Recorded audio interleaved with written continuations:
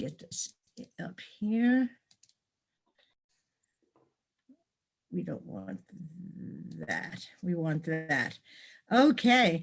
Again, I'm really excited to do this. And when Tana and David asked me to start this, I was really thrilled about it. It gives me a chance also to give shout outs to people that really who have done, you know, the seminal work on this, which is really, really fascinating. So we have kind of like the presentation is not too long. There's lots and lots and lots of time for questions. So please jot them down in the chat and then we'll get to them when we're done with this. So this is kind of an overview of Sephardic genealogy, past, present, and future. In the old days, we all remember that. I think most of us remember when Roots was on television, and that really started the, people began to think that, well, if they can do it, I can do it. So that really kicked off a lot of stuff. There were several books in the beginning on getting started in Jewish genealogy. Most of it obviously was based on Ashkenazi research, and one needs to understand that in the States, 90% of the Jewish community is Ashkenazi, 10% is Sephardic, and after 1978-80, we've got, you know, Persians and Mizrahim and other people in the mix as well. But the majority is Ashkenazi, so it kind of makes sense. In the old days, you didn't go online to find what an archive had. You might be able to go onto an archive site and they'll say, oh yes, we have all this stuff, but you need to come here. We barely had computers.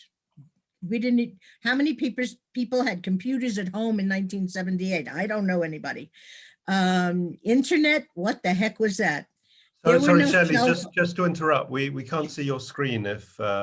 Oh, well, that's not good. Just got a message saying that you started screen sharing. I did do that, but let's try it again. Resume share. Please let me know if that's...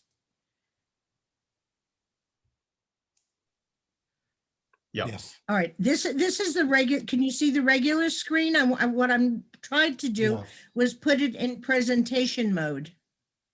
We've got the Can you see this screen as well? The little one, but what about this? We can see the big screen. Yeah, that's better. Yes. Yes. Okay. That's it. Very good. All right. So old days, no computers, no internet, no cell phones. The very, very, very beginning. Books, lots of books. If you didn't have them yourself, or you couldn't buy them or borrow or beg them, you had to go where the books were. There were organizations that had collections of ketubot, Jewish marriage certificates.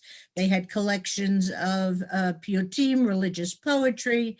Immediately, the Jewish Theological Seminary has a major collection.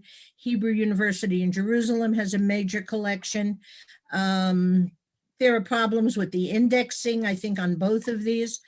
It was really funny because when I began, I started looking for collections, and I noticed that Notre Dame University here in the United States had a huge collection of Inquisition era document collections.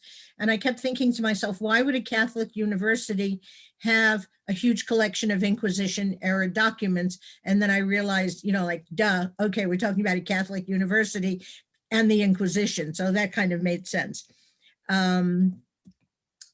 Jewish Gen, who even knew what Jewish Gen was? It wasn't alive. It began after that, after Roots it began. It was a listserv, it was a board. It wasn't a website because there was no internet. Family Finder, which was very limited back then, was printed on inkjet, on the old paper with green and white lines, and they used to hand out these paper copies at the IAJGS conferences. And again, just because of the Jewish population in the United States, which is where most of this was based, it was very Ashkenazi centric. Avutenu eventually began publishing books. mostly on Ashkenazi genealogy. A few of the publications mention Sephardic in passing, very, very minor. Who can even spell Sephardic? I mean, we went through this. People say, well, is it Sephardi? Is it Sephardic? Is it with an F? Is it with a PH? You see on a lot of Facebook groups, even now, they'll call it Sephardic with an SH. So eventually, eventually people have learned how to spell it. The very first glimmer of hope, let's put it this way, was Harry Stein's Sephardim.com. It was the first Jewish accessible, it was a Yahoo group. And he had a website, and everybody kept saying, well, why is Harry Stein doing a Sephardic site? And Harry always he was really interesting, Harry. He said, look, he says, yes, of course, Stein is Ashkenazi, but my wife is an Abravanel. So I am doing this in her honor. So the main parts of Sephardim.com, which is now defunct, the domain was bought by a company that sells graves in Israel. What he had done in the very, very beginning, he had indexed 45 books in his name search engine. It was like the first time you could go online and look up a name and see where there was information. He had a discussion group, which was really, really, really good. Unfortunately, as far as I know, none of it has been copied anywhere. And when we lost Harry, unfortunately, a number of years ago, the site became defunct. There was a section on customs and traditions. There was a fascinating section on Jewish heraldry for some families. That was one of his passions. And you could actually see in some families that the family crest, the coats of arms, depending on how you want to define it, you could see pre-Inquisition, you could see six-pointed stars.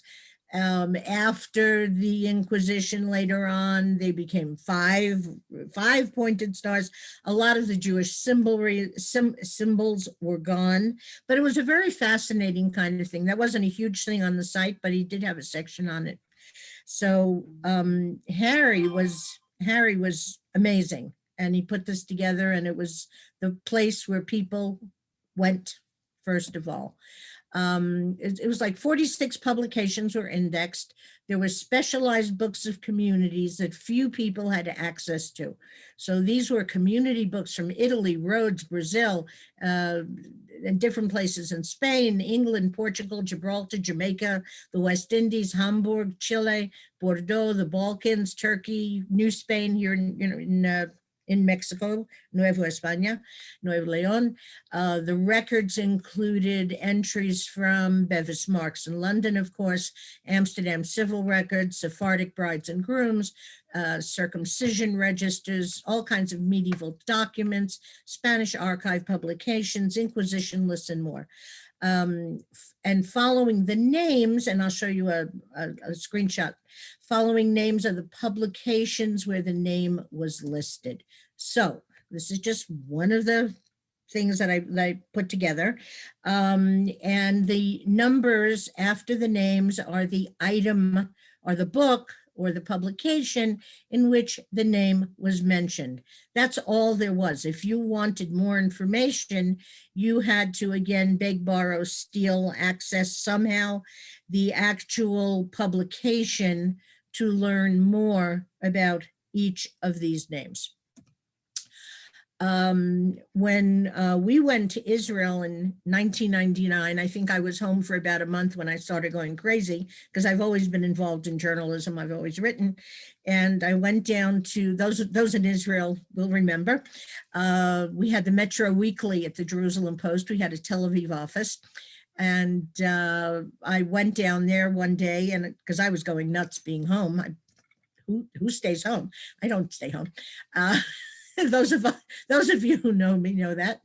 And I went down and I spoke to the editor, a lovely British woman who'd been in Israel a long time. And I said, I'm volunteering. And she said, great, when can you start? So that I started working now, working then with Metro. And I suggested to her, I would love to do some kind of genealogy column. And she looked at me and she didn't get it because she wasn't a genealogist. And she said, who's interested in dead people? And I said, we'll find out who's interested in dead people. And after the first column went, or second column, we started getting snail mail, letters. Remember, we used to put stamps on things and mail them. We got faxes. We didn't get a lot of email because, it was just, it was just kind of beginning, but we got a lot of fax and snail mail. And they said, this is wonderful. This is fantastic. And I have to say they were really kind to me because I could have two full pages if I wanted. So it's an amazing collection. It ran, it was in print at Metro. Eventually it went online at the Jerusalem Post website, and it really created a massive following once it went online on the Jerusalem Post website. In 2005, the Post was, as you see, I wrote in quotes, reorganized. That generally means major reorganization, canceling of columns, canceling of all different kinds of sections, and usually done on the evening before a major holiday, so you couldn't call anybody to contact them. But that's what happened in 2005. 2006, I went to Ynet for a short period of time. Then I got a call also in 2006 from JTA, which is the Jewish Telegraphic Agency in New York. And the social media person at the time said, look, we're starting blogs and we want you to do the first one. This was so early in blogging. And I remember this as if it was yesterday. The guy said to me, we would love to start a blog. We want to start with genealogy. And I actually, on the phone, I said to him, what's a blog? I didn't even know what a blog was. So Tracing the Tribe then began as the first Jewish genealogy blog. And that was great for about 6 months. And then they revamped everything and they decided they weren't going to do blogs. But in 2007, when Facebook really took off. Thomas McAntee, who is the social media guru of the genealogy god, good friend of mine, Thomas, he challenged the Genia bloggers to start using the Facebook platform. And so that's what happened. Tracing the Tribe, Jewish genealogy on Facebook, started 13 years ago. And that was amazing. So it's just, that's what's happened. It's gone on and on since then. And when I already said that one about the blog. So the blog, everything is still online at tracingthetribe.blogspot.com. There's a mirror site at tracingthetribe.wordpress.com also. So all the articles are there, and they've also been, it's a mirror on WordPress, because at one point Blogspot had a problem with their they had a technical problem. So all of us also started mirroring on WordPress. But now let me move this over. Okay. So today we are the largest such group on Facebook, with over 38,500 members in 101 countries. I haven't counted recently, but it was 101 countries the last time I counted. Facebook itself considers it the most active such group on the platform, with the highest continuously engaged number of members, new posts, comments, and other stats. The team of admins, I'm very, very fortunate to have Robin Meltzer, who's known as the Matziva Whisperer, who's amazing, and Laura Munzer, and also Roger Lustig, who's a very prominent in German Jewish genealogy. And we cover everything. We do Ashkenazi, we do Sephardi, we do Mizrahi. We've been very fortunate in that we have Many reunions have taken place via Tracing the Tribe. Really fascinating things have come up. So we are all very proud of it. So what is the situation today? There are already changes. For a long time, most of the general genealogy conferences had 1 or 2 Ashkenazi programs. You were lucky. You got an Ashkenazi DNA program. You probably did not get one on history. For a long time at the general conferences, I was the only one ever doing Sephardic.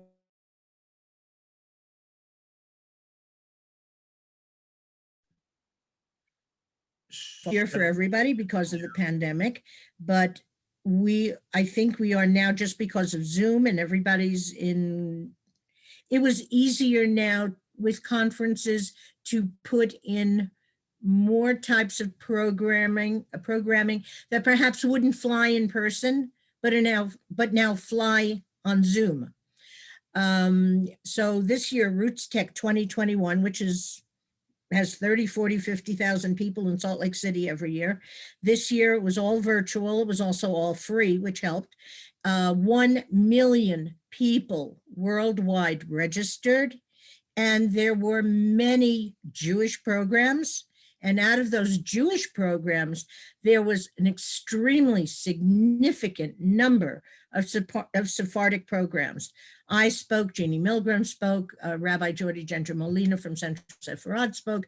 There were lots of people. One of the Mexican genealogists, Nefi Arenas, he also spoke. So this was a great opportunity to get non-Ashkenazi topics out there. It was really fascinating. And to have such a potentially huge audience to make people aware of what's going on. Today, this is all you need. You could be in a yurt in the middle of Mongolia. As long as you have a satellite dish, you can do research. Everything is available to you. There is so much available, and more and more and more comes online every day.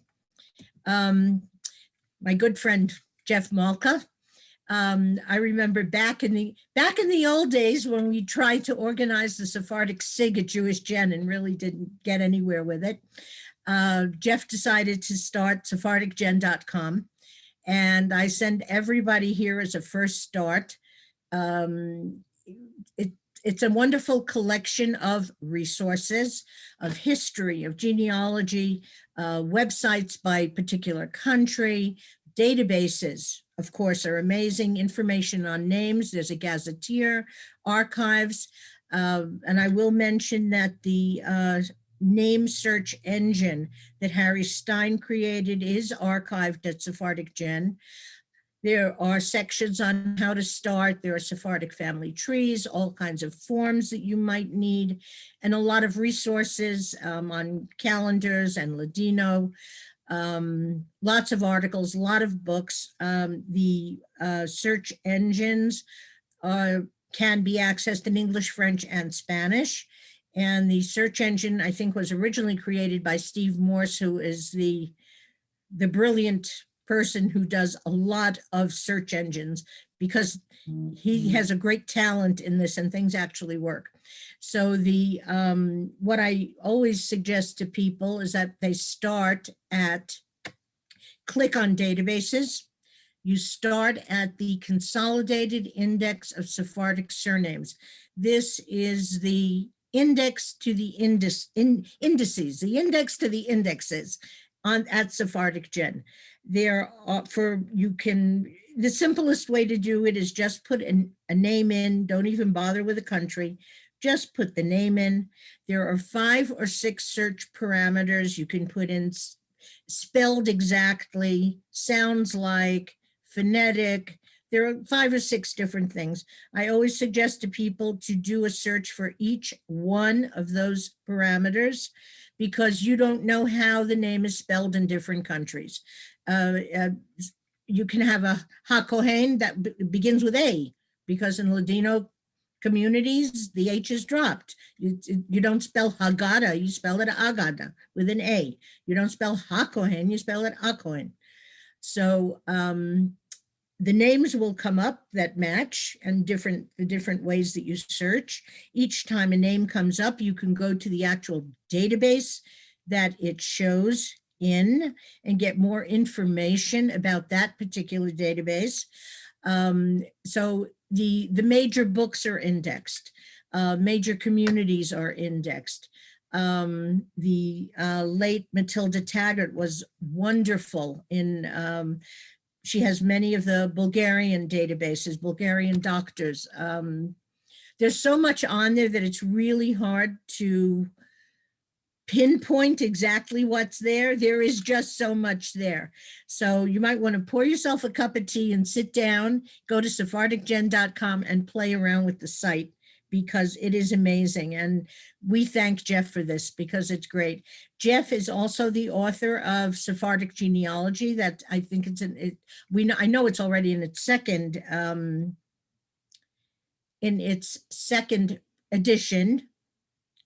And he's won major awards for that book as well. He's spoken at the Library of Congress. He's spoken everywhere about this. So Jeff is just wonderful. And just a little background on this, Jeff's grandfather was the chief rabbi of the Sudan. And when Jeff was helping him write his memoirs, that's how he became really interested in genealogy. So hopefully if we get a chance, we'll get a chance to do questions, and hopefully Jeff will chime in on some of this as well. This is just like one page of this. We have a lot of pictures on here, so I'm going to remove this. So this is just like one sample. You can do a search for Chavez. I'm in New Mexico. If you're not related to a Chavez, you're not New Mexican.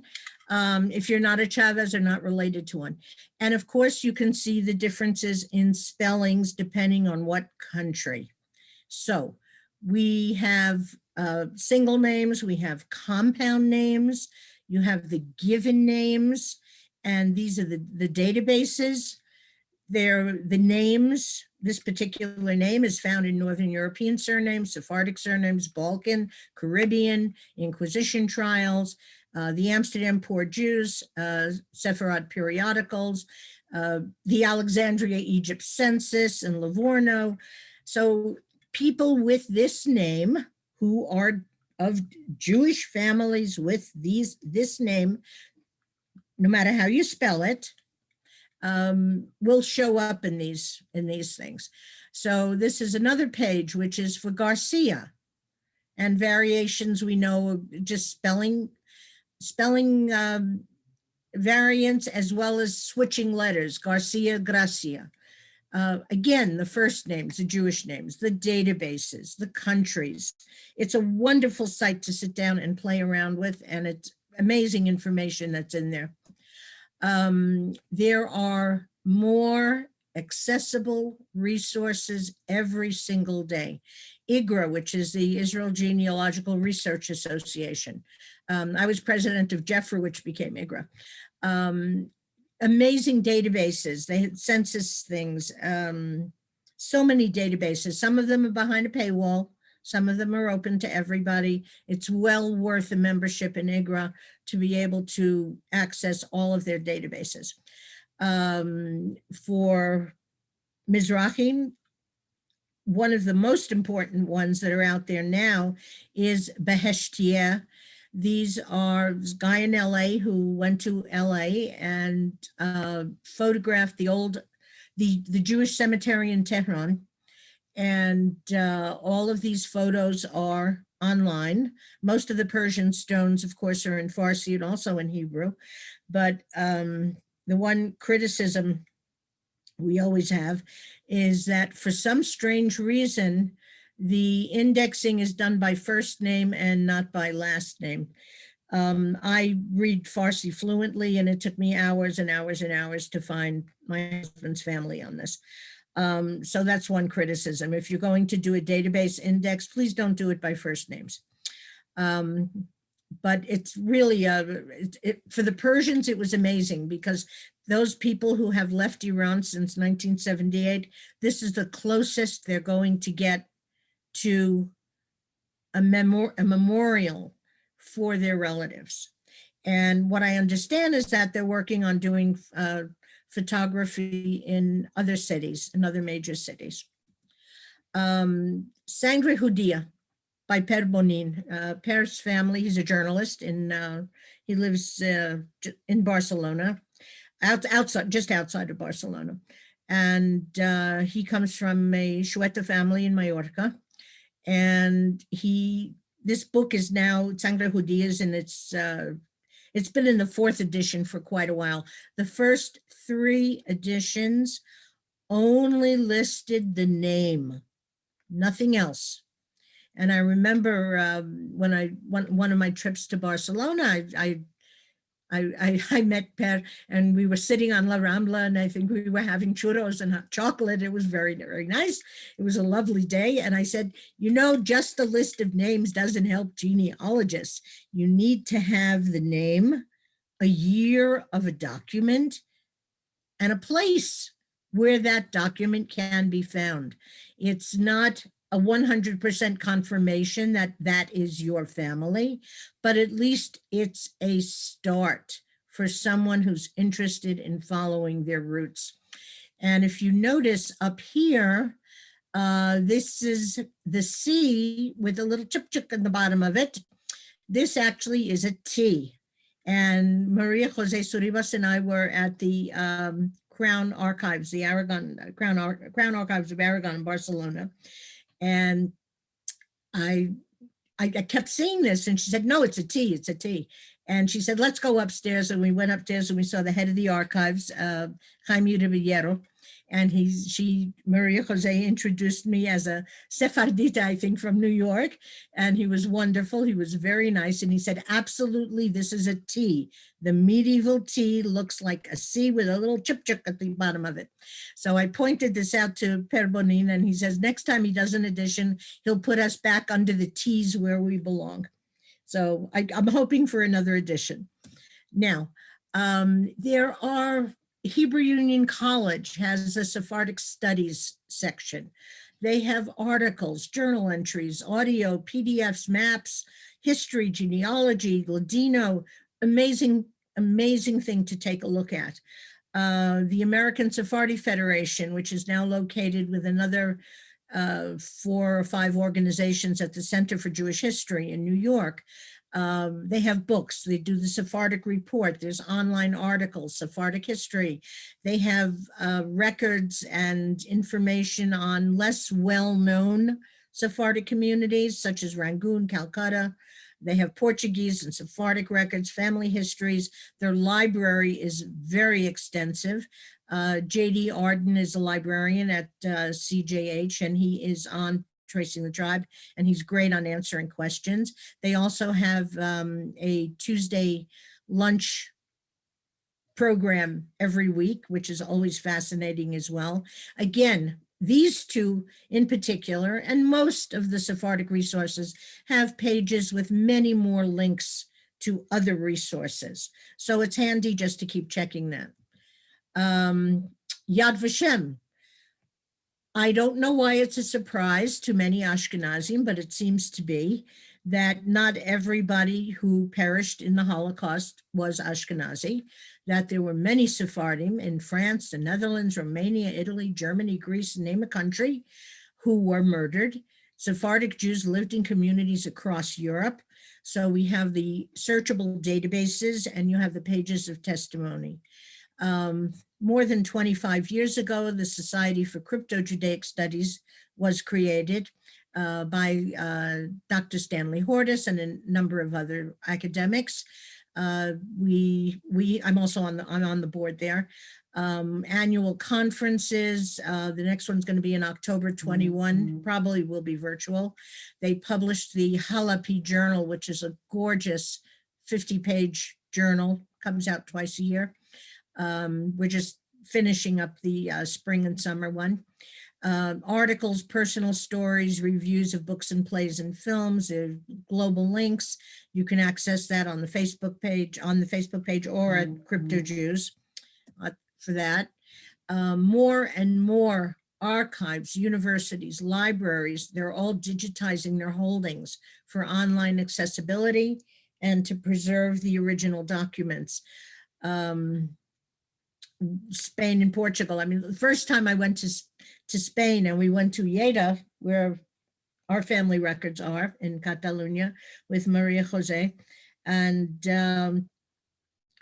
they didn't even have a computer the first time I visited. There were thousands and thousands and thousands of rolled up documents on shelves, and they didn't even have a computer. They didn't have a database. And if you found a record you wanted, you had to wait for the traveling camera to go all around the different archives, and then we would get a picture of it. Same things happening in the UK. Things are increasing. The Crown Archives of Aragon in Barcelona, everything is digitized there. Problem is not everything is online. So that's another problem, but at least they're digitizing and scanning. And then going back, of course, to Notre Dame, JTS, HUC, with the Inquisition era documents and the Ketubot collections, etc. Whether these will all be online, I don't know, but we can hope. Sephardic SIG was founded by Jeff Malka. It really didn't go anywhere. The data was expanded and updated at sephardicgen.com. They do have a Sephardic SIG discussion group. It is really not active. Once in a while, there'll be a question. However, Jeannie Milgram's research collection, which is called the Converso Project, but it's not really only Converso documents, has recently been added to Jewish Gen. So, you know, there's a glimmer of hope here as well. Jeannie's site is Sephardic Ancestry, and it includes a lot of information on particular archives, how phone number, emails, what days they're open, and there's a lot more information. It's always worth looking at that. The University of Washington, the Sephardic Studies program, which is headed by Dr. Devin Nahr, has a very large collection of Ladino publications, documents, family histories, and more. It is a great repository for people who have these things and want them preserved in a proper manner. They have a very major digitization project, and many of their holdings can be viewed online in various collections. So they really are a model for what can be done for accessibility. Pares is the Spanish archive portal. They add more continuously. There are digitized documents going back centuries. You can see documents from 1492, etc. I'm not even going to discuss the Netherlands because Ton can do a much better job in a program just devoted to Etz Chaim and Stadtarchiv. That's not my area of specialty. And of course, we, as David knows, we do have the problem with the Bevis Marks records. Things are not, I wish all of that stuff would be digitized and online now, but we know how long projects like this take. So, but we can hope, considering that most of the books that were published are all out of print and very difficult to find. It would be wonderful if this whole collection could be online. What's happening in the future? The future is now. Every day there's something new. More Iberian archives are becoming digitized.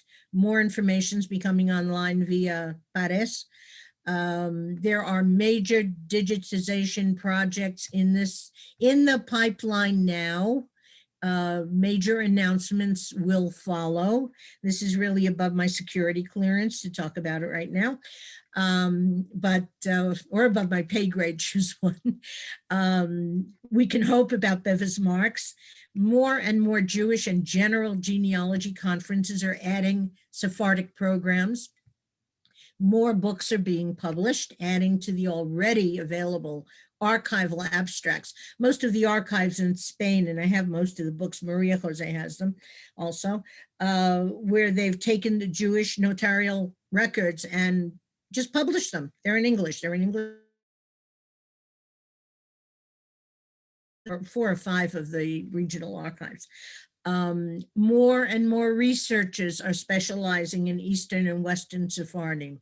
There's more Mizrahi research. There's more research regarding Converso and Crypto-Judaic communities. And in a shout out to Adam Brown, of course, more specialized DNA and genetic condition studies are ongoing, and more are needed. And his work, the Avatano Jewish Heritage Project, is proving that proving the connections here in northern New Mexico to other isolated communities of Converso descendants.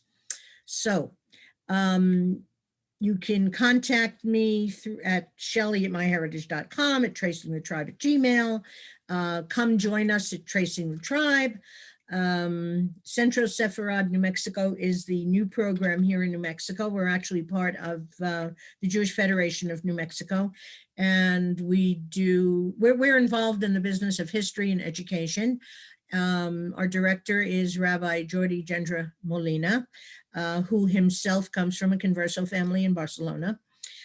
So we are online at centrosepharadnm.org and also on Facebook. And maybe those things should be typed in the chat if Ton or David want to do that. And let me go back to stop sharing. Yeah, now we're back. Okay, so I guess now we can do questions. Thank you. Thank you for that. That was fascinating. And first of all, we'd very much like to welcome Jeff Malka and everybody else. But as Schelly says, Jeff has done so much to really sort of put us on the right track. This was originally intended as an interview, so I have some questions for you, and I hope they're not too controversial. But my first question is about Harry Stein and Sephardim.com, and let me start. Obviously, he's no longer with us, and let me start by recognizing that he did very valuable work in the indexation, and now other people have continued that. And obviously, Alexander Bida at the moment is doing brilliant work. I was very early on the internet, and he was even earlier, I think. In the early days, he went around the internet. There were various groups on surnames, and he went into almost every single group in which there was a surname once used by our ancestors, and posted that this was a Sephardic surname. Not that, and we'll get. I mean, you know, obviously where we differ. But for me, this has always been a problem. Now, I never met him, and you know, I'm grateful for the work he did. But I just wonder, as somebody who knew him, what your thoughts about this are. Look, I think things have evolved. I think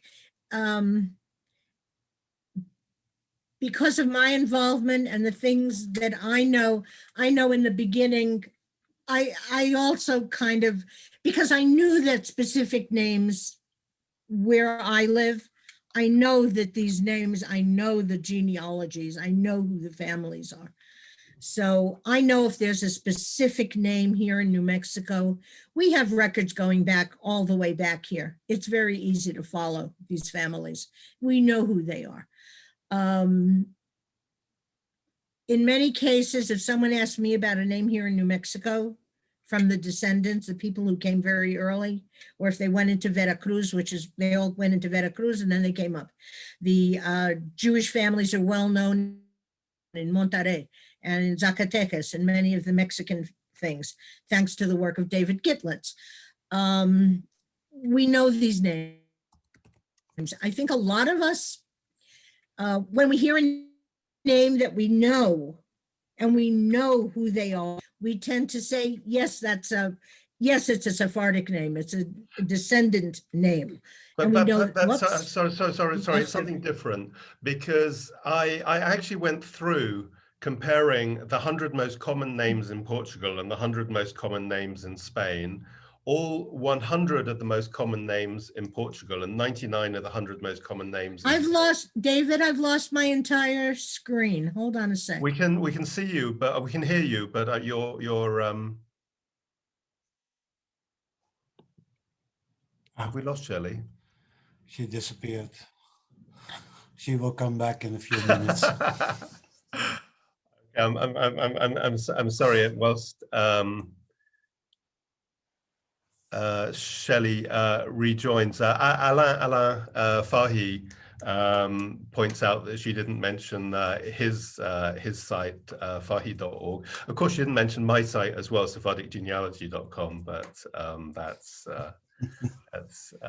that's very fine. Yeah. Should we just give a plug whilst we are waiting for Schelly to return for our speakers over the next few weeks? And Yes. we have next week Inés Nogueira will be talking about DNA in Portugal. And so I'm just waiting to see if Schelly has reappeared. Do you want to send her a message, Ton, on Facebook? And after the week after that, we will be having Carla Vieira, who has she's a Portuguese academic, and she's done some research on Windows, people who have arrived in London from Portugal. And the week after that, on the 9th of May, we have Daniel Smith Ramos, who will be discussing Spanish archives pre-1750. On the 16th of May, Erev Shavuot, so we won't be broadcasting. And the week after that, my rabbi, Shalom Morris, is going to be talking about Reform Judaism. And on the 30th, we have our group member, Ali Ergensoy, who will be discussing the Gomez da Costa family. Still no Schelly. So I've just received a message from Kevin. Oh, Jeff, yes, we'd love to hear you. Let me unmute you. You can unmute yourself. Yep. Excellent. Okay. Jeff. Thank you so much for joining us. Oh, it's a pleasure. It's very educational. What you said, I tend to agree with. Names are a superb clue, but that's all they are. Names are much more useful, surnames I'm talking about, much more useful in Sephardic genealogy because the names go back so far, much earlier than they do in the Ashkenazi world. So surnames are very useful because they allow you, if they're that old, to follow them in the archives. But a name by itself does not mean you are Jewish. If you study the names in Spain, Jews had very specific names before they converted. They had names that were Arabic very often in etymology. They were Hebrew. They were Aramaic. They were not necessarily Spanish. When Jews converted, the conversos adopted surnames from the surrounding pool of names. So you're absolutely right.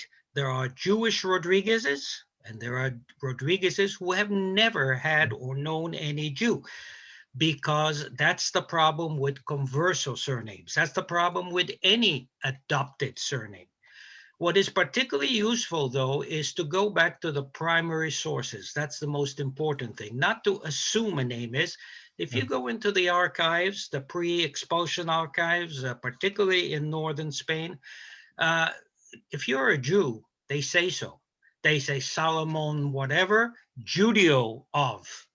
So you have many ways of knowing that that particular person is Jewish because first you recognize the name if he was not converted, and you recognize that the archivist, the scribe actually, wrote down there Judeo.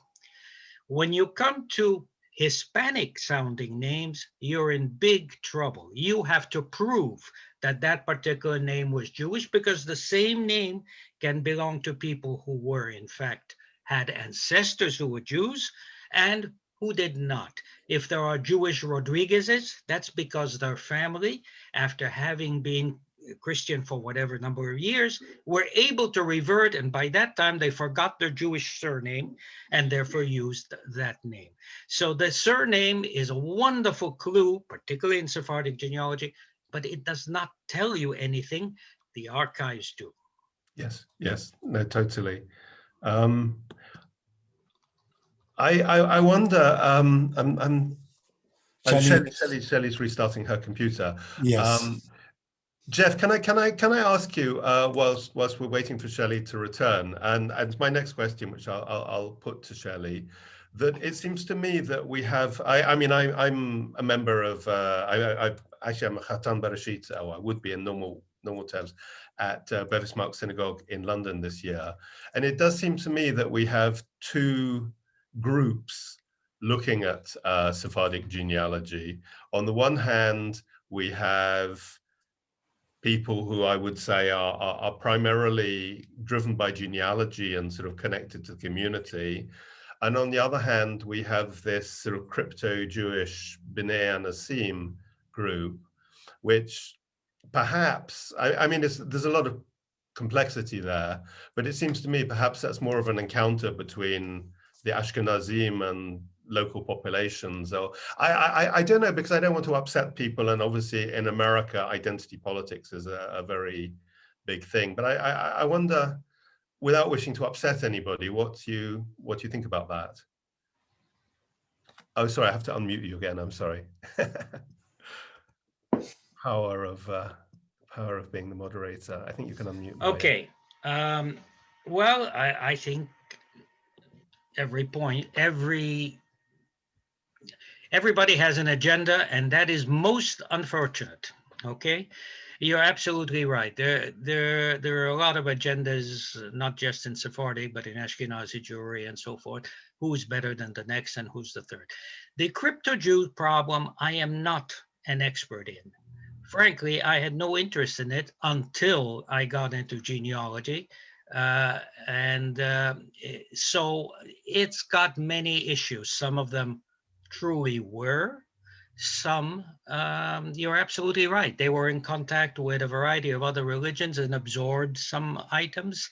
It's hard to tell. Jeannie Milgram, for example, has proved her family all the way back.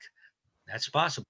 The other day I had contact, he emailed me, from somebody called Malka in Lima, Peru. Mm-hmm. And he said, well, tell me about my family. I had no idea about his family, but he had researched it in the Peruvian archives. Mm-hmm. The family knows it has Jewish ancestry, and he found it all the way back to 1600. And then my only question to him was, why are they still called Malka? Because typically when a Jew converts, he adopts a converso name, and he should not be Malka. He didn't know the answer to that, but that was intriguing. So there are true crypto-Jews. He was not a crypto-Jew. He was a descendant of Jews who know really that they were of Jewish ancestry. There are others who say, I've always felt Jewish. To me, that means nothing. So it's a mixed bag, and it's like everything. You have to examine each case on its own merits.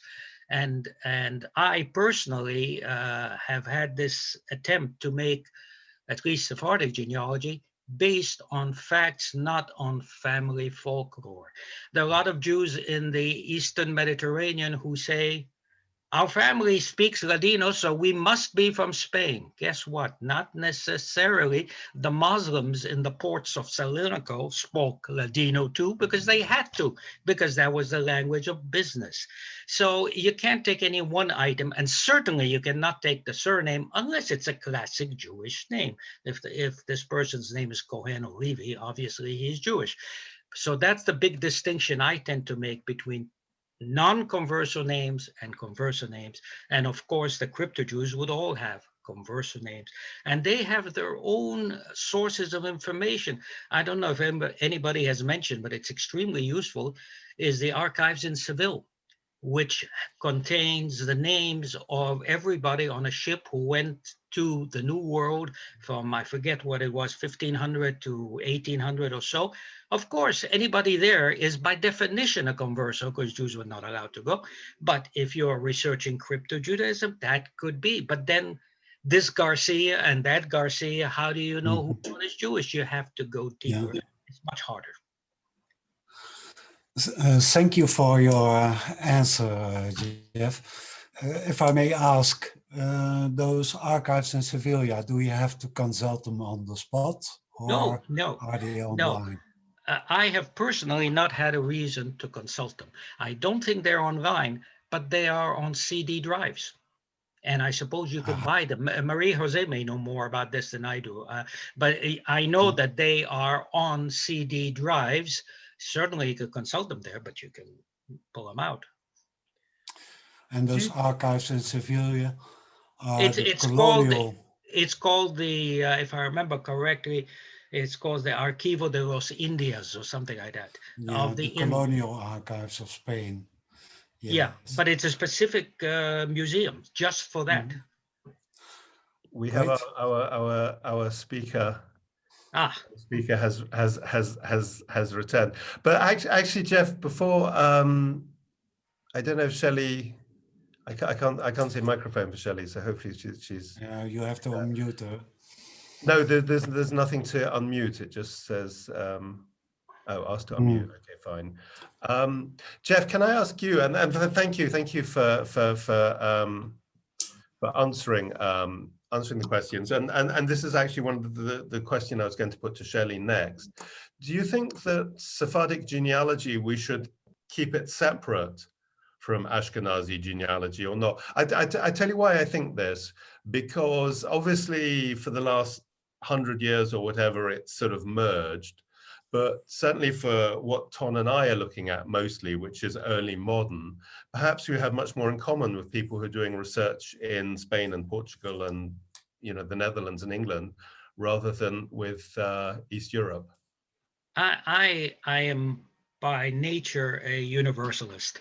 I don't think we should keep them separately. I think we all learn from each other. Certainly Sephardic Jews have married Ashkenazi Jews, particularly in Israel. Just to give you an idea, the offer from Portugal to give you citizenship if you were a descendant, whatever, they make no distinction whether you had ever had ancestors in Portugal. And if you can prove Sephardic, not necessarily Portuguese, they say because they intermarried, which is not absolutely that true, but anyway, because they lived in similar community. I think we're all one people, and God knows there's enough people trying to divide us. There's enough people trying to say, I'm a Litvak and not a Galiciano, if to use this. It's nonsense. We're all Jews and we don't need any more enemies than we already have. So that's just me personally. So I'm in favor of putting it under one heading. I've tried to. That's why there was that Sephardic thing on Jewish Gen. It was my attempt to get them to not ignore, but I hit a lot of trouble, so I created Sephardic Gen. Because in Britain, there's no such problem. Yes. But in America, and Jewish genealogy is, as Schelly was saying before, is American-centric.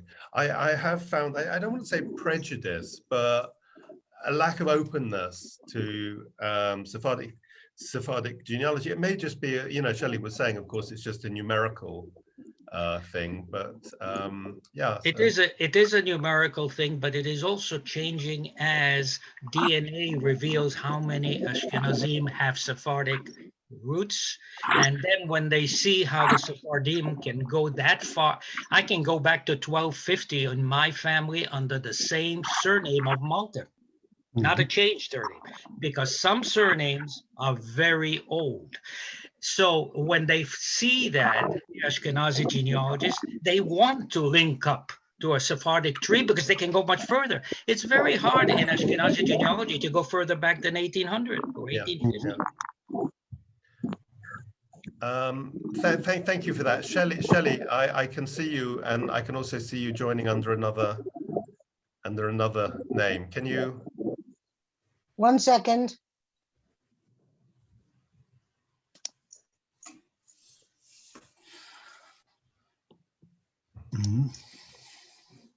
I did it.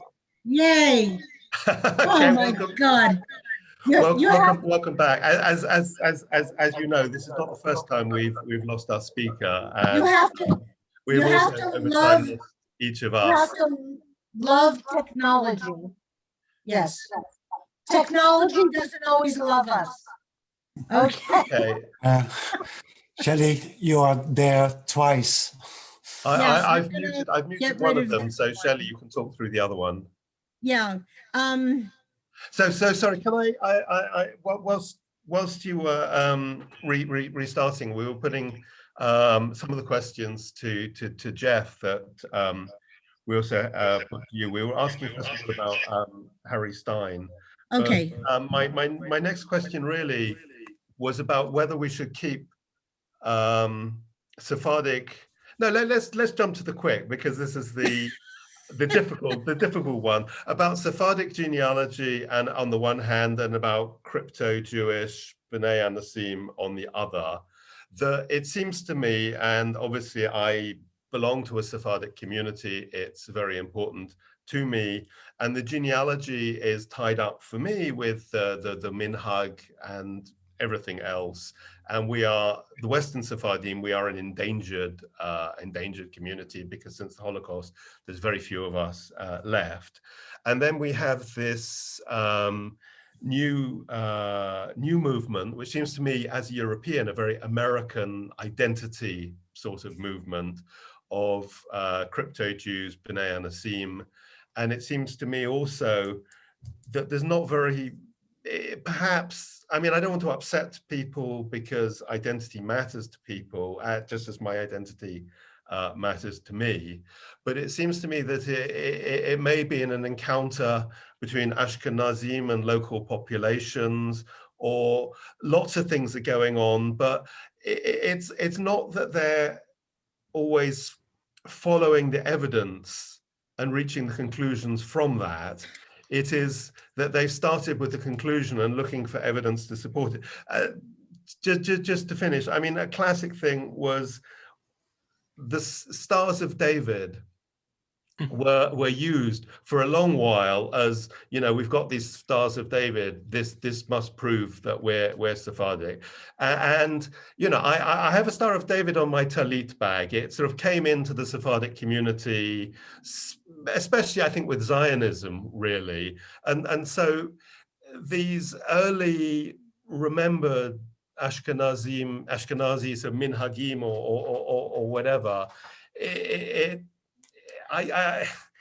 doesn't ring true to me, and sort of the question is to express it more positively as somebody who comes out of a Western Sephardic community, which is what most of the B'nai Anasim believe they connect to, and I fully accept that a number of them do. How many I don't know, but it seems to me that they're being absorbed into this sort of Ashkenazi world that my ancestors would sort of sit shiver to, you know, avoid. And so I'm saying quite a lot, and you disagree, and tell me what you think. Okay. I think, look, I know that a lot of people on this call have no clue as to where New Mexico is or what we're about. And I don't want to limit it to this, but we know here in New Mexico, we know who the original old families were. It's obvious. We have genealogical proof. We have documents. People go back. We know the information here. People lived in very, very isolated communities. The incidents, and Maria Apodaca, I think is here. Where's Maria? Where's Maria Apodaca? Maria's family came here in 1598 with the old families. She returned something like 20 years ago. She is part of the normative Jewish community. She does everything in this community, thank God, my dear friend. And her family knows who they are, whether they accept it, deny it, whatever. Her father told her, We have the same things with Sonia Loya, whose family told her. We have hundreds and thousands of people here who don't make a big deal out of this publicly because they know there's a problem. But when you're here in New Mexico and you know what people do, and you know these customs, and you know what these people are doing. I understand, David, it's really hard. I mean, we've had these discussions from a long time ago. We have. And there are people who are in a certain camp of a certain academic whose name I shall not mention, who, when she came here, people knew who she was and they refused to talk to her. And because they refused to talk to her, she made the assumption that no one here exists. They don't talk to people. They talk to people whom they trust. It's a big deal here. You have to know who you are talking to before anyone will give the slightest bit of information. But we know these families. I've been here for 10 years and I've known, I can't tell you how many families I know. We know what they have in their homes. We know documents that they have. Those are documents. Which documents, though? They have for their own families going back to Spain. They do not share them. And this is what makes a lot of academics really angry. And this happens here in New Mexico because they say, well, if they really had this stuff, they would share it. And I have to tell you, the families that are here that have all this stuff, and I've seen it. I've seen birth records from families that were here in 1598, where they have the Hebrew name of the babies and the Hebrew name of the parents. I know all of this stuff. They don't share it. And you say, well, why don't you share it? And they go, who cares what they think about us?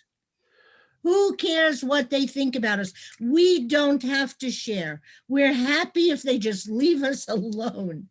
Okay, but I read, sorry, Jeff. But they don't have to, and this is a problem with a lot of the academics, and Jeff knows these stories as well. Yeah. Maria certainly knows them, as she's lived here her entire life. And this is a good discussion for an entirely different program, because this could go on for hours, literally. This is not the first time that I'm answering this question or that anybody else is, or Maria. But it seems to be that the people who are the academics insist that these people share everything they have just to be accepted or just to be, they're more than happy to be left alone. They do what they do in their own homes. They do what they do in their own circles. We know what they do. They know what they do.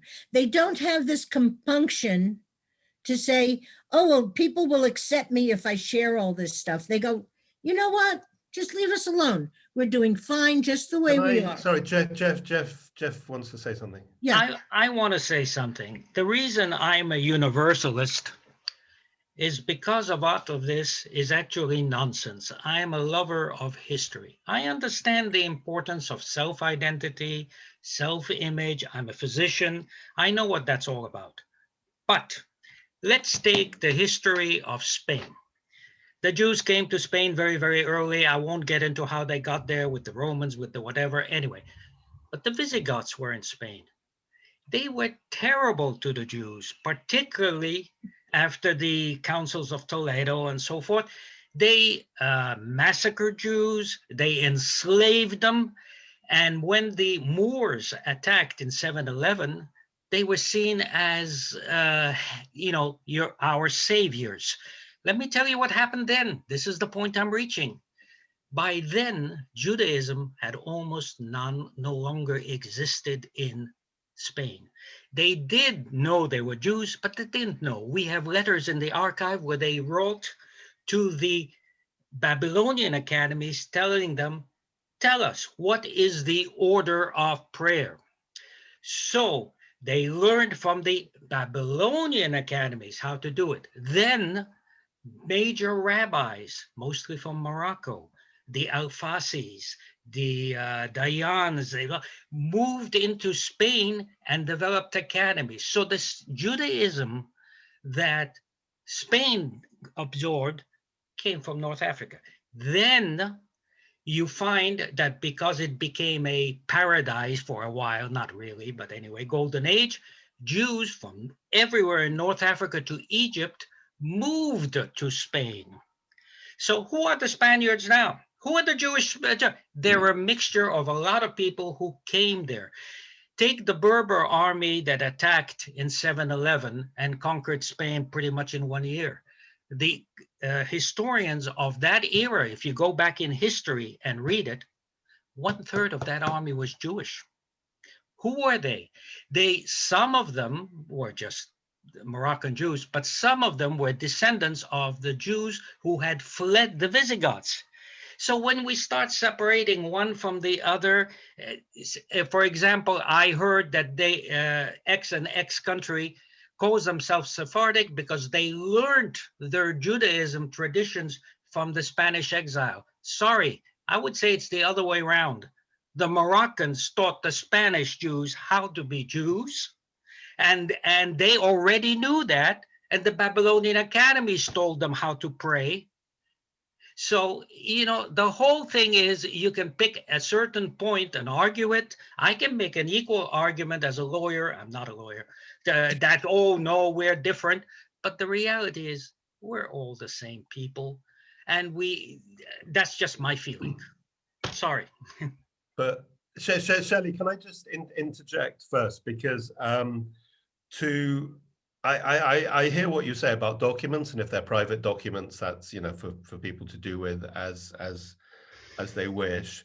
I read Stan Hord's book, Dr. Stanley Hord's To the End of the Earth, and I think, and perhaps maybe I speak for Ton and my other of my sort of close genealogical friends, that I thought it was very good on Mexico, and I thought it was very good on New Mexico, but the bit connecting the two was nonsense. It was rubbish. It was, somebody's great grandmother might have been Jewish, but he may not have known. Somebody had the same name as somebody who was Jewish. Somebody came from the same town where somebody. So yeah. So that's my question, and I am talking to you specifically about this because you seem to be perhaps about the only person that is trying to bridge the gap between these two groups, and speaking as somebody who belongs to a Sephardic community, it would delight me to see people in New Mexico or Brazil or anywhere adopting our minhag and so forth. And yeah, so I'm withering. I'll shut up. Please speak. Okay. Look, we have a basic problem here when we're talking about these two communities. And I think it's something that not a lot of people recognize, but I've seen it for 20 years. I've seen it for 25 years. Maria has seen it. She's seen it firsthand. There is a lot of discrimination in the normative Sephardic Iberian communities to people who are of converso descent. And the argument goes like this: we left to save our lives. And on the other side, it comes down to not everybody could leave. And people stayed and went underground to save their lives. And they are here now. There's a lot of discrimination. I'm sure many of you know, and maybe you don't know.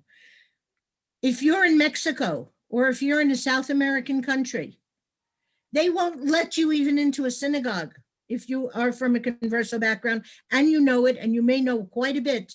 You're not even allowed to go into that synagogue. They will stop you at the door and say, who are you? Now, my family is very connected in Seattle. And David, we spoke about this ages ago. And it's a huge, vibrant Ladino-speaking community. And it's not Eastern, it's Western Sephardim, because they come from Turkey, they come from Greece, they come from Rhodes, which is very different from the Eastern Amsterdam. Sorry, when I say Western Sephardic, I mean Portuguese, sort of London. No. Amsterdam, New I York, believe me, I Jamaica. understand the difference. Yeah. But in most countries, and I saw there was a question here, like, well, why don't they all become open? And I have to tell you something that was really, really very interesting. At Centro Sepharad, New Mexico, we had a great interview with Per Bonin, who wrote Sangre Judía. And he comes from a Shueta background. And those of you who know about the Shuetas in Mallorca know what they have been faced with. Even if they're still, even if they're Catholics, they're never allowed to forget that they're really Jews. There's still a great deal of discrimination against Shuetas. And one of the people on the call asked him, well, how come you're not openly Jewish? He says, look, he said, I love to play football, but I don't, he says, I love to watch football, but I don't play football. And there's something that we have to understand when we're dealing with a community like this. The few people that have come forward have faced such discrimination in normative American congregations, Reform, Conservative, Orthodox, whatever they're called in every country from people that are here today. You don't look like us. We don't know who you are. You don't know what you're doing. There's no such thing. You don't exist. Maria was told this. Maria can tell you. She has I'm sorry, but I'm specifically talking about the Portuguese congregations, and I can say because about Stan's book.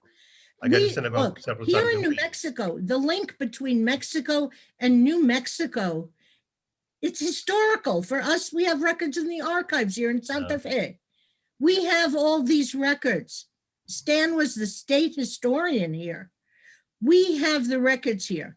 I don't know exactly what in the book that you're questioning. You can always contact him and he'll be really happy to answer you. I think perhaps as you say, perhaps this is a subject of itself, and perhaps I definitely think so. I definitely think so. Nardo has a question. Yeah.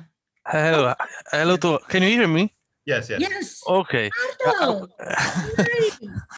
I was asking about the position if Sephardic genealogy could be how much separated by the Ashkenazi. So from an Italian point of view, we cannot make this distinction, of course, because Italians are very mixed with the Sephardic. Yes. We have few Ashkenazi, and Italians are indeed different. I'm Ashkenazi by myself, but the Italians, if you exclude the Sephardic research on the Italian soil, you lost half of the research. And so from an Italian point of view, we should keep the research together with, of course, some branches on the classification of the resources, because resources is our main goal, to publish resources from archives and notarial and so on. And another thing to Jeff, what happened in Sicily is when they converted, most of them, they changed the first name, but the family name often remained the same. That's what happened in Sicily. In Italy, we have not very, I would say, wave of strong crypto-Judaism, because church was very strong. So I see your field of interest are the crypto-Jews, but because probably in the States or in the Mexico they arrived. I also have some cases of people who collected and preserved in the family Jewish texts from Spain, and but they are not in Italy.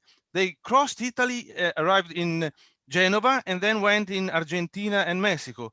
In Italy, the Inquisition probably was too strong to let the Jews hit themselves.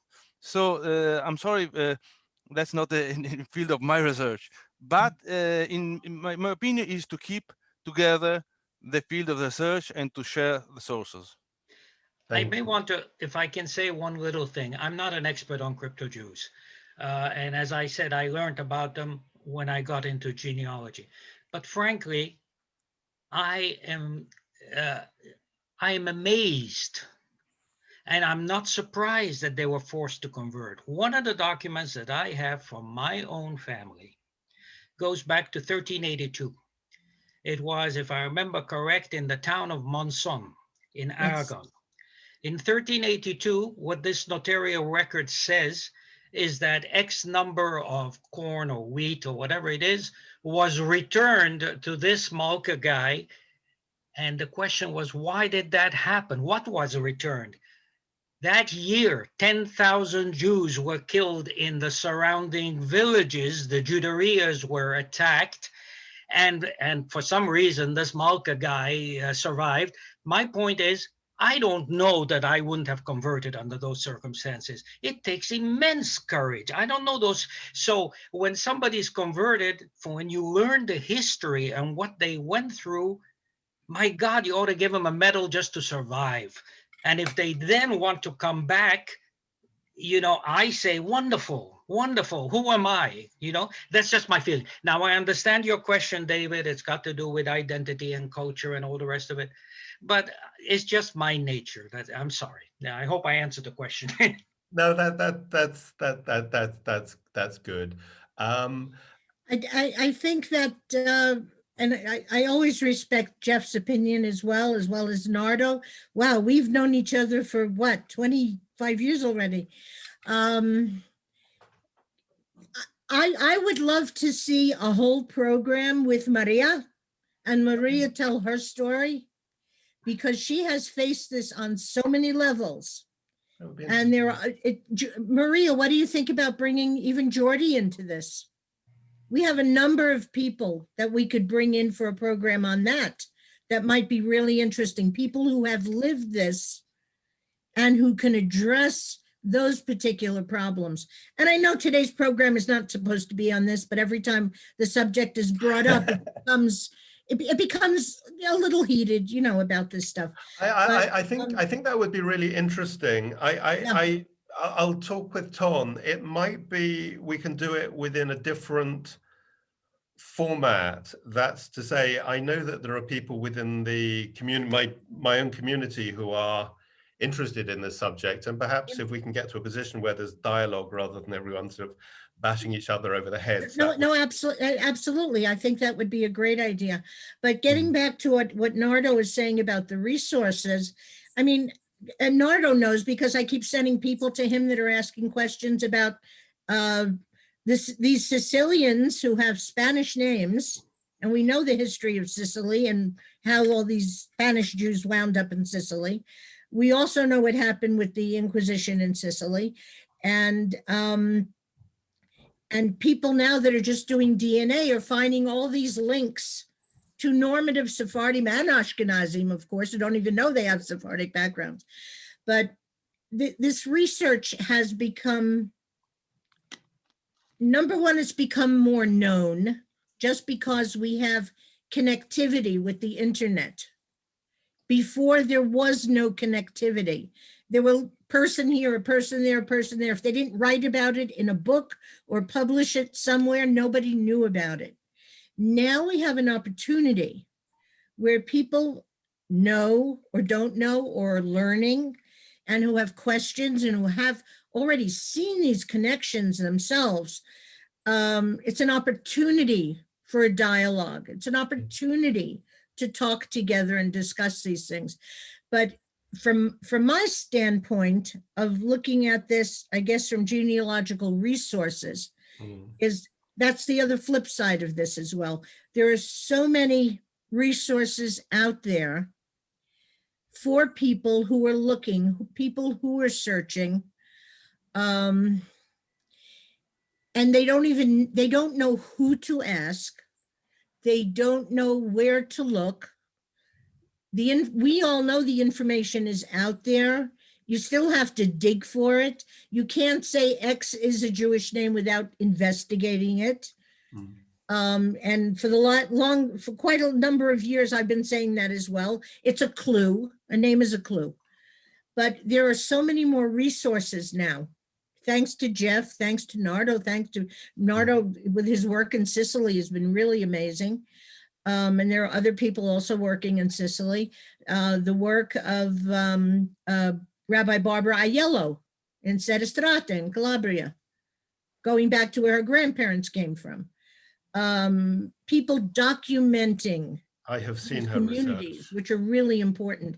But the whole idea, what's the basic idea? Is that there are more and more resources available, and that people need to take advantage of them, and we need to kind of point them in the right direction. We all know not every Sephardic family went through Amsterdam. If my family went through Amsterdam, I would be really happy, but they didn't. As far as we know, they went over the Pyrenees into France, went into Germany, Lithuania. They went all the way across and wound up in Belarus. And they weren't the only ones. But I lived with this for years already, people saying, oh, that's ridiculous. I had very prominent people in Ashkenazi genealogy that told me I was crazy. There were absolutely no Sephardim in Eastern Europe. This was 20 years ago, but I still remember. And you can actually still see the discussions about this in the Jewish Gen discussion group archives. Well, Ton found a dozen in Danzig. I mean, Can we? Sorry, I'm family. very aware that we've substantially run over, but Yeah. can we? The theme was past, present, and future. Yeah. Can we perhaps close on where you think we're going, if not into some big sort of bust up on the street? No, well, where we are going is that there are more and more resources to help people understand information about themselves and about their families, to understand about the history of all these places. So the future is great. There's more information out there than there has ever been. There is more accessible information out there. You don't have to travel somewhere. There's information. Just open up your computer with a link. You have a computer, you can find out information. This is the future of this. And this is how people learn. And this is how people get together. And this is how they can have dialogues about other subjects, tangential subjects. Yeah. But it's the idea of talking about these things that many people don't know about. They come at it with one direction, which is not the direction of other people. And everybody has their own unique view as to how to utilize all these new databases and all this new information. There's so much in the pipeline that we can't talk there about are so yet. many new resources that we need to look for ways to connect all these databases. And I think that's that may be the next step where big data comes in, so that we can connect people in Mexico with people in Spain, people in Israel, and have all these databases explored. For my lifetime is not long enough to dig through Inquisition files on my own, or through the Amsterdam archives on my own. So we need to work together, and we need to connect all these databases on Sephardic again in the Amsterdam archives, Marks records, and records in the United States, which, by the way, seems to be lagging behind Europe in terms of putting records online. So there's a lot of work to do. There's a lot, honestly, Ton, there is so much work to do. And we have to thank Jeff, I think, for a large part in really getting this started, and building on what other people have done. I mean, even I've talked to Nardo about Sicily for years already, for decades practically. And we know that people have gone back to the records in Sicily, the year 1300s, in the 1300s, to Mhm. find information that their families had been baptized, that they were Jewish, and that then they weren't, but they found the Jewish connection. So there are these records all over the world in so many places, and to be able to connect the researchers and the people searching, this is a goal in the future. This is what we need to do. We need to be able to sit and to talk and have the genealogists like Maria Jose and like Nardo and all these other people to be able to help put this all together. And before we end, I just wanted to give a shout out to Maria Jose, who I love. And one of the things that when my computer went down, it just blew up. Honestly, I have to say, the whole thing just went black. I have no idea what happened. But the first time that Maria Jose and I went to Lleida, where she's from, which is a town about 100 kilometers, 120 kilometers from Barcelona. And we went to the old archives in Lleida that were in the old cathedral. Do you remember, Maria Jose? And this place was, I don't know when it was built, in the 1300s. The marble steps going up to the second floor were like this. They were completely worn out. Going up was treacherous. Coming down, it was suicidal. And we went into this huge room. She knew the priest that was in charge of the records, who admitted to me, he says, "Oh yeah, my family's converso. We know we were Jewish." And she had obviously contacted him before, and he brought out 2 documents in a regular, ordinary manila folder like we all have on our desks. And in that folder was a record for my friend Dr. Dan Labby's family, the Caballeria de Labby family, dated 1202, the original document, not a scan, not a digitization, the actual document. The other document was for my family, dated 1358. So there's something to be said for digitized records available online. There's something else to be sitting in an archive, holding these original documents. I mean, eventually we got copies of them. We got a photograph when the traveling camera went around. But to be able to hold in someone's hand an original document, I mean, just the idea of holding a document dated 1202, and all the Ashkenazim are saying, "Oh, we can't get back before 1800." And I go, interesting. I just had a document dated 1202. They don't like that, It's like, if I may jump in. yeah, please Schelly, go ahead, Todd. I'm sorry. we are over time now. Always. We will invite you for a private chat in 5 minutes. And we are very thankful for you for willing to talk to us. And thank you to Jeff Malka, who saved the day for us when Schelly was gone. Thank you. And we hope to see you next week for talk about DNA in Portugal by Ines Nogueira. Yes. And as always, we are thankful for our patrons who make all of this possible. And also thank you, Alain Fari, who has not been mentioned, but whose database was discussed a few weeks ago here, who is also has a great resource for Sephardic genealogy. Thank you all. Thank you for viewers, and hope to see you next week. Ton, thank you so much. It was really my pleasure. It was great to see so many people I haven't seen in so long. And this was very interesting. Thank you so much. Thank you all.